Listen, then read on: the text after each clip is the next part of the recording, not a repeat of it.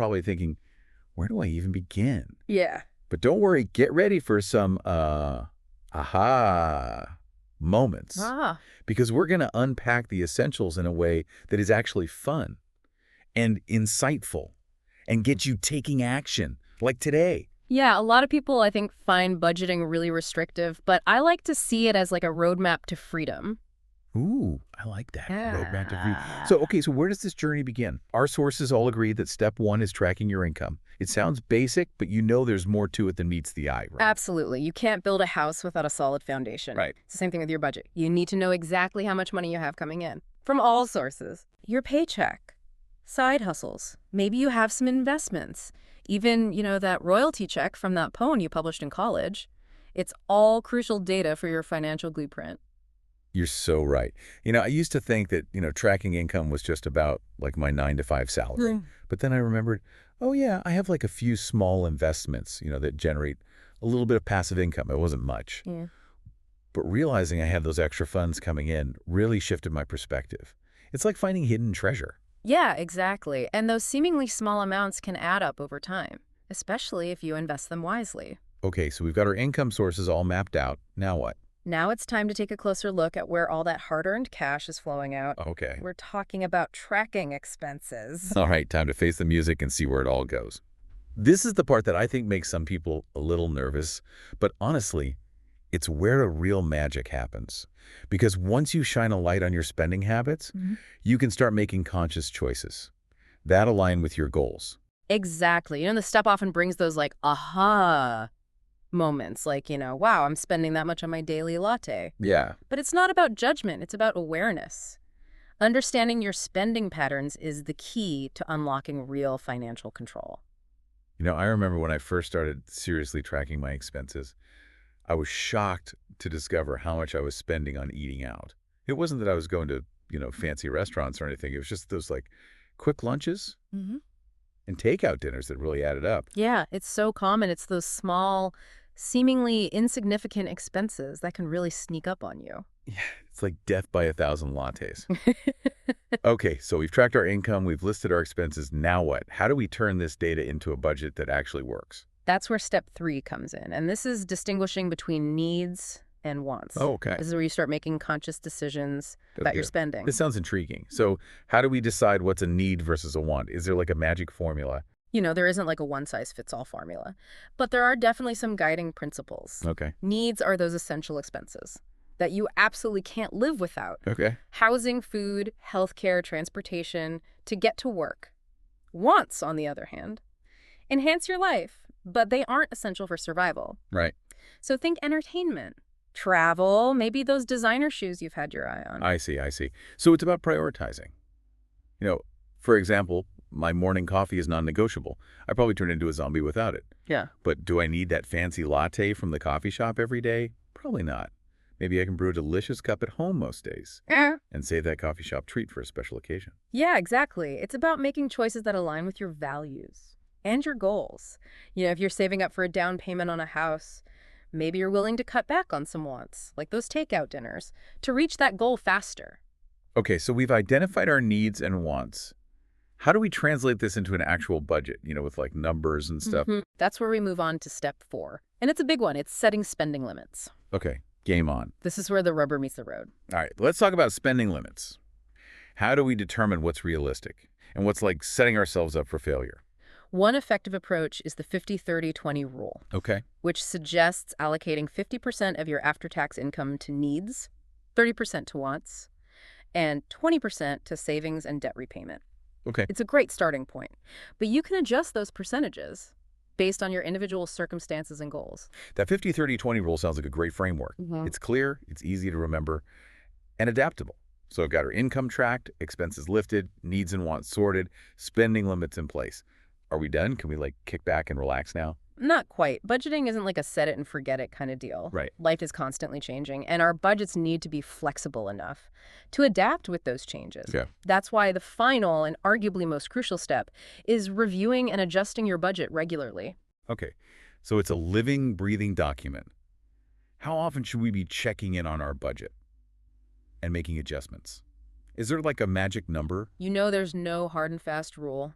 But most financial experts recommend reviewing your budget at least monthly. Okay. This allows you to track your progress, identify any areas where you might be overspending, and make adjustments as needed. That makes sense. It's like checking in on your roadmap to see if you're still on track to reach your destination. And if a detour pops up, you adjust your course. This is making budgeting feel way less intimidating and a lot more empowering. That's the goal. It's not about restriction. It's about awareness and control. Okay, so we've got the 5 key steps down, but I feel like there's got to be more to the budgeting story, Yeah. right? What about those unexpected expenses, those tempting impulse buys? You know those moments where sticking to the plan feels impossible? I'm guessing those are pretty common hurdles on this budgeting journey. You are absolutely right. There are common pitfalls that can trip people up. But don't worry, we've got you covered.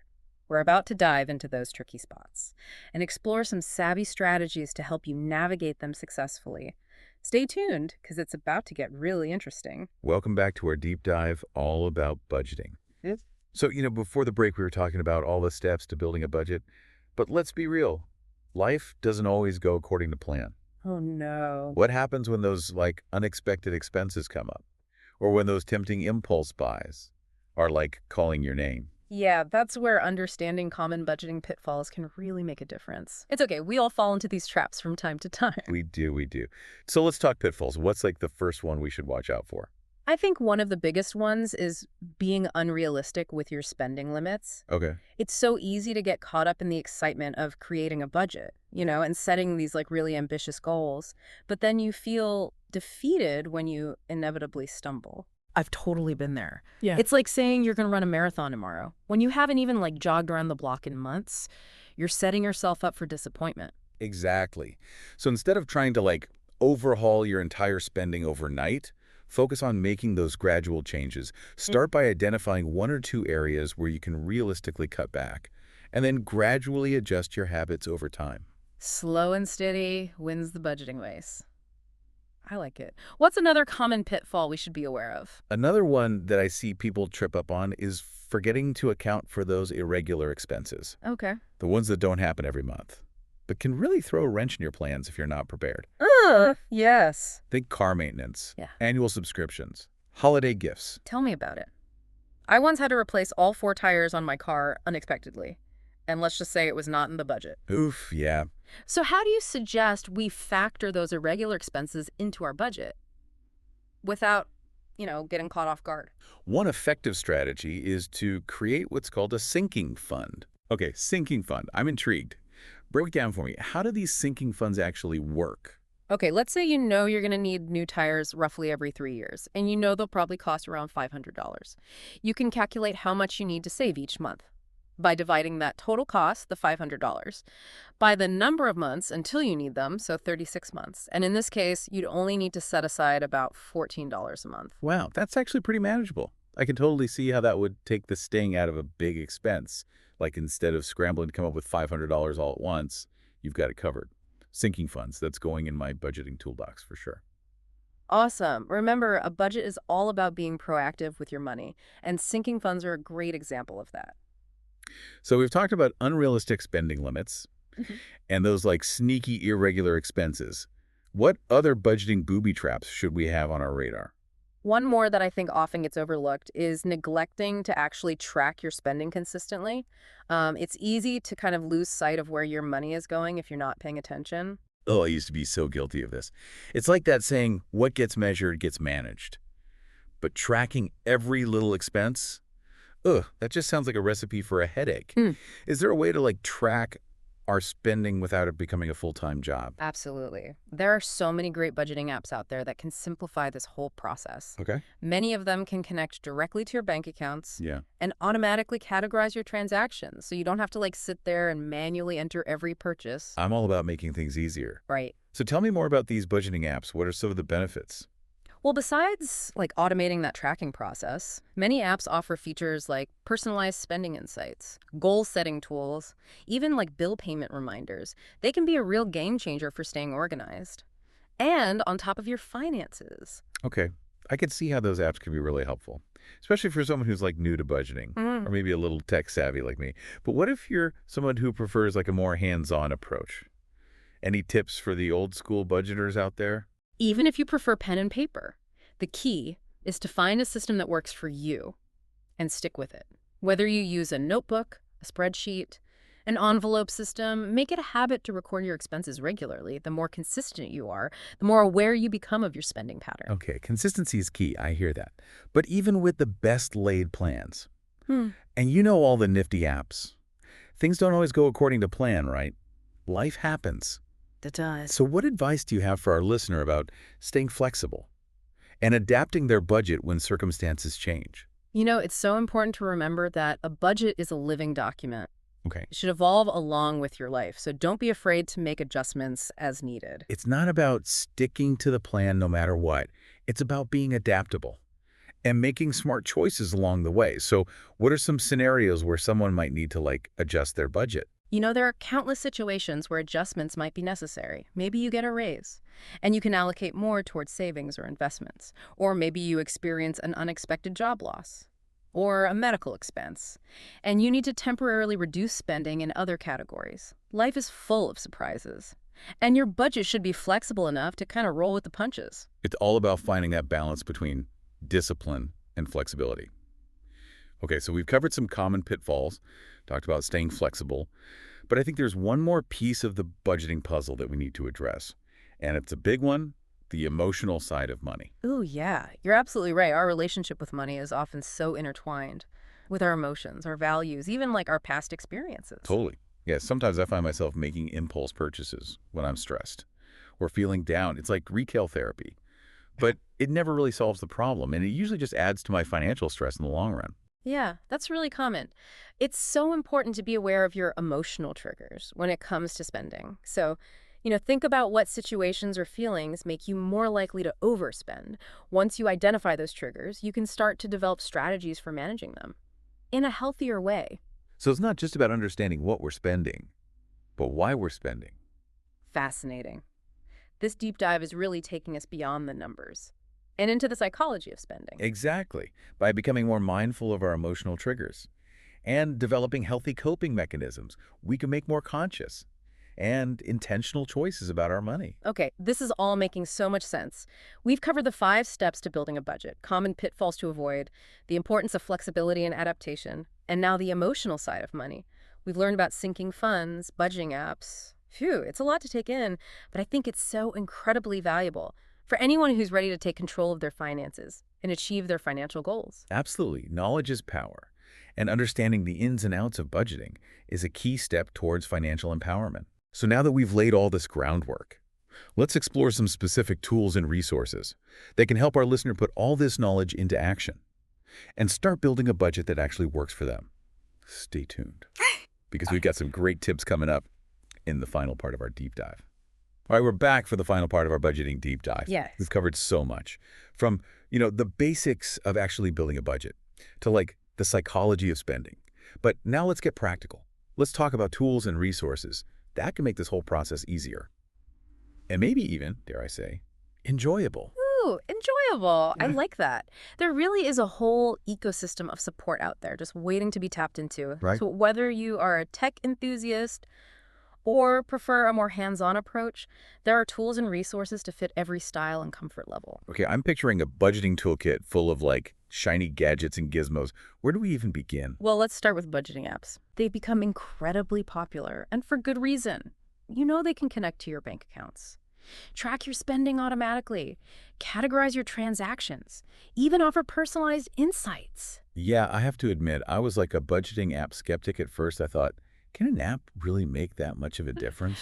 But then I tried one, and honestly, it was a game changer. I know, right? Yeah. It's amazing. It took all the tedious work out of tracking my spending, Yeah. and it helped me see my financial habits in a whole new light. Yeah, that's the beauty of technology, right? It can automate those mundane tasks and free up your time and energy to focus on the bigger picture. Okay, so what if apps aren't really my thing? What are some alternatives for people who prefer a more hands-on approach? There are tons of online budgeting tools and templates available, many of them for free. Awesome. So you can find budget calculators, worksheets, even sample budgets that you can customize to fit your own needs. I love that there are options for everyone, whether you're a spreadsheet whiz, or you're a pen and paper enthusiast, or an app aficionado. There's a budgeting tool out there waiting to be your new best friend. Exactly. Okay, but what if you're looking for more like personalized guidance, someone Yeah. to help you navigate those like tricky financial decisions and hold you accountable along the way? Yeah, in that case, a financial advisor can be incredibly valuable. Okay. They can provide expert advice tailored to your unique situation, help you develop a comprehensive financial plan, and answer any questions you have about budgeting, saving, investing, the whole 9 yards. It's like having a financial coach in your corner, Mm. cheering you on and helping you stay on track. Sure. But I think sometimes people hesitate to reach out to a financial advisor because they think it's only for like the super wealthy. But that's not true at all, right? No, absolutely not. Financial advisors work with people from all walks of life, all income levels.